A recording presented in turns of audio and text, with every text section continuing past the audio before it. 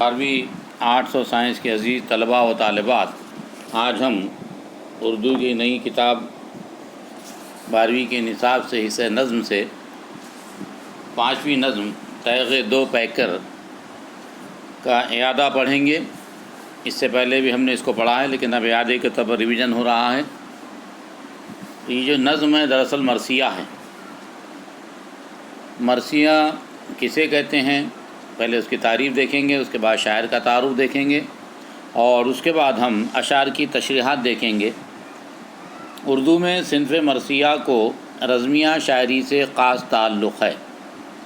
مرثیہ واقعتاً رزمیہ تو نہیں ہیں، لیکن رزم کے ذکر کے بغیر یہ مکمل بھی نہیں ہوتا۔ اس تعلق سے میدان جنگ میں سپاہیوں کا جمع ہو کر مستعد ہونا، ہتھیاروں کی کھنک، خود و ذرہ کی چمک دمک، گھوڑوں کی ہنہناہٹ، ہاتھیوں کی چنگاڑیں، ڈھول تاشے کی آوازیں اور فریروں کی پھڑپڑاہٹ میں جنگ کا شور سنائی دیتا ہے۔ دو جنگجوؤں میں رزم آرائی کے وقت خاص طور پر ان کی تلواروں کی تیزی کا بیان مرثیے کا ایک خاص اسلوب ہوتا ہے۔ انیس و دبیر سے پہلے میر ضمیر نے اس فن کے بیان کو نہایت خوبی سے مرثیے میں پیش کیا ہے۔ عزیز طلباء، تیغ دو پیکر کے شاعر میر ضمیر ہیں۔ میر ضمیر کا مختصر تعارف دیکھتے ہیں۔ شاعر کا اصل نام میر مظفر حسین اور تخلص ضمیر تھا۔ ان کی تاریخ و مقام پیدائش کے بارے میں اختلاف پایا جاتا ہے۔ 10 برس کی عمر سے انہوں نے شاعری کا آغاز کیا تھا اور غزل کہنے لگے تھے۔ اس فن میں انہوں نے مصحفی سے استفادہ کیا اور انہوں نے مرثیہ گوئی میں شہرت حاصل کی۔ مرثیے کے علاوہ میر ضمیر نے غزلیں، مثنویاں، قصیدے، رباعیاں اور مخمس بھی لکھے ہیں۔ نسخۂ محبت اور مظہر العجائب ان کے اہم مثنویاں ہیں۔ 4 بندہ ان کے 14 قصائد کا مجموعہ ہے۔ مرثیہ گوئی کی ابتدا ضمیر سے پہلے دکن میں ہو چکی تھی اور لکھنؤ وغیرہ میں بھی اسے مقبولیت حاصل ہو رہی تھی، لیکن ضمیر نے مرثیے کو طرز نو عطا کیا، اسی لیے ضمیر کو جدید مرثیے کا موجد مانا جاتا ہے۔ ضمیر نے خود مرثیے میں سراپا اور جنگ میں صف آرائی کے بیان کو سب سے جدا طرز کہا ہے۔ ان کے مرثیوں کا خاص وصف یہ ہے کہ ان میں بڑی طوالت ہوتی ہے۔ اس کے علاوہ ان میں اخلاقیات اور دنیا کی بے ثباتی کے ساتھ ہی مقامی رنگ بھی پایا جاتا ہے۔ 1855 میں لکھنؤ میں ان کا انتقال ہوا۔ ان کے اس مرثیے میں حضرت حسین کے صاحبزادے علی اکبر کی بہادری اور شجاعت کا ذکر بڑے خوبصورت انداز میں کیا ہے۔ اس میں انہوں نے امام حسین کی فوج کی تنظیم کا بیان کر کے واقعہ نگاری کی ایک عمدہ مثال پیش کی ہے۔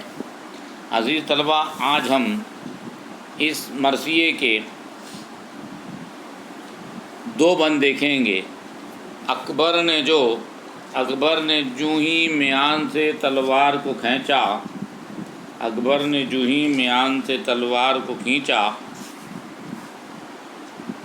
اس تیغ نے میدان میں دکھایا یہ تماشا، اس تیغ نے میدان میں دکھایا یہ تماشا، جوں برق تڑپ کر جو گئی تا سر اعدا، گہے سر کو گہے ہاتھ کو گہے پاؤں کو کاٹا، ٹکڑے تن کفار ایک جا پہ نہیں تھے، تھا سر تو کہیں ہاتھ کہیں پاؤں کہیں تھے۔ عزیز طلباء، ان 4 پہلے بند کی تشریح دیکھیے۔ حضرت علی اکبر نے جیسے ہی میدان میں تلوار نکالی، اس تلوار نے میدان کارزار میں اپنے جوہر دکھانے شروع کر دیے۔ بجلی کی سی تاب رکھنے والی یہ تلوار اسی کی رفتار سے دشمنوں کے صفوں میں آخر تک پہنچ گئی اور دشمنوں کے دانت کھٹے کر دیے، انہیں بے حساب جانی نقصان پہنچایا۔ اس تلوار نے دشمنوں کے سر، ہاتھ پیر غرض جو اس کے زد میں آیا کاٹ کر رکھ دیا۔ ان کے جسموں کے ٹکڑے ایک ٹھکانے نہیں تھے، سر کہیں تھا تو ہاتھ کہیں اور پاؤں کہیں تھا، مراد یہ کہ دشمن کے ٹکڑے ٹکڑے کر دیے تھے۔ عزیز طلبہ، تیغ دو پیکر کا دوسرا بند ہے۔ ایک جا پہ وہ تلوار نہ دیتی تھی دکھائی، جو مرگ مفاجات ادھر آئی ادھر آئی، ہونے لگی جو لشکر دا کے صفائی، ہر طائر جہاں کرنے لگا تن سے جدائی، تھا شور کے تیغ سے عبرت کا محل ہے، تلوار نہیں یہ پر شہباز اجل ہے۔ عزیز طلبہ، دوسرے بند کی تشریح دیکھیے۔ شاعر نے حضرت علی اکبر کی تلوار کی تعریف کا سلسلہ جاری رکھتے ہوئے کہا ہے کہ وہ تلوار اس قدر تیز رفتاری سے اپنا کام کر رہی تھی کہ وہ ایک جگہ تھوڑی دیر کے لیے بھی نہیں ٹھہرتی تھی، اتفاقی موت کی طرح ادھر ادھر آتی جاتی رہی۔ اس کی کاٹ سے دشمنوں کی فوج کا صفایا ہونے لگا۔ ان میں کا کوئی جسم ایسا نہیں تھا کہ تلوار کے زد میں آئے اور صحیح سلامت رہ جائے۔ روح کا جسم سے جدا ہونا طے تھا۔